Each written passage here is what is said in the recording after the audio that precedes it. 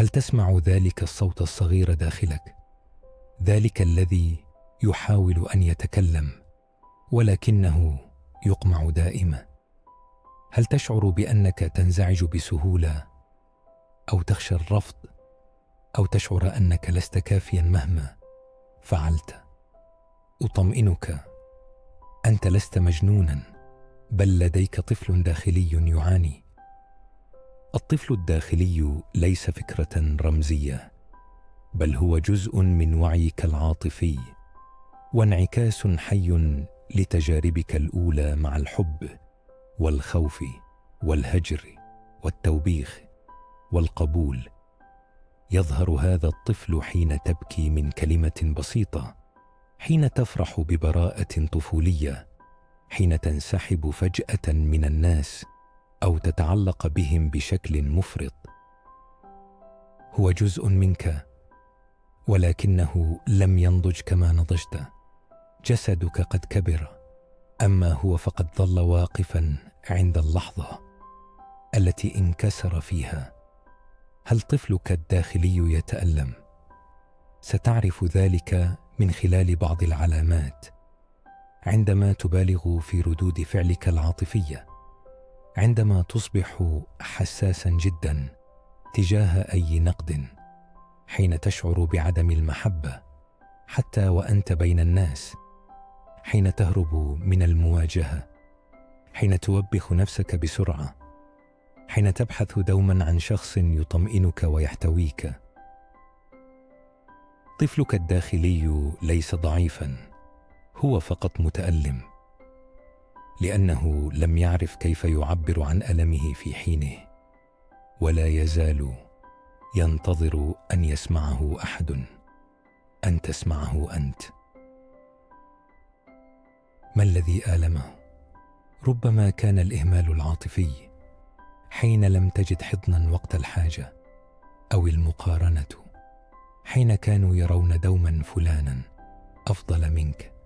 الخوف، حين تربيت على فكرة ستعاقب إن أخطأت. الرفض أو السخرية، حين كنت تعبر عن نفسك فيقال لك عيب أو ما هذا الهراء. فقد الأمان، إن تعرضت لهجر أو موت أو مشاكل أسرية متكررة. طفلك الداخلي لم ينسى، ولكنه ينتظر فقط أن تريحه. فكيف تساعده؟ أولا، اعترف بوجوده. ليس ضعفا أن تقول يوجد في داخلي طفل حزين. ثانيا، اكتب له رسالة، خاطبه كأنك تخاطب شخصا تحبه. قل له مثلا: أنا آسف لأني تركتك وحدك، أعلم أنك شعرت بالخوف وتعرضت للأذى وتمنيت أن تحب، لكنني هنا الآن وسأبقى لأسمعك. ثالثا، افصل بين ماضيك وحاضرك. ما حدث سابقا لا يجب أن يتكرر. أنت الآن البالغ وأنت القادر على حمايته.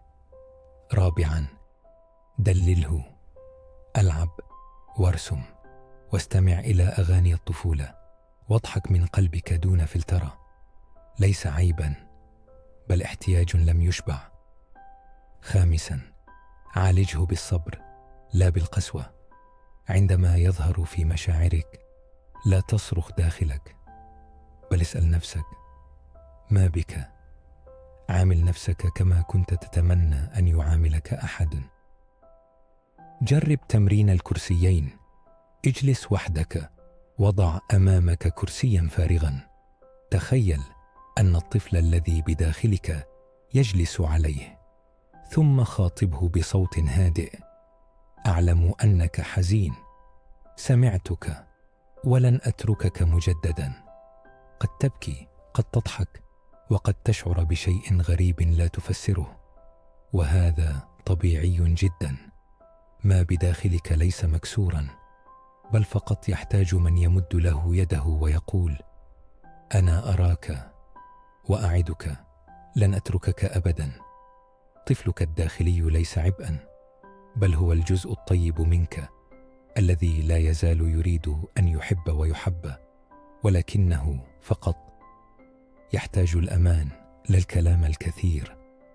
ساعده، لأن من يربت على جرحه يتوقف عن النزف على من لا ذنب لهم.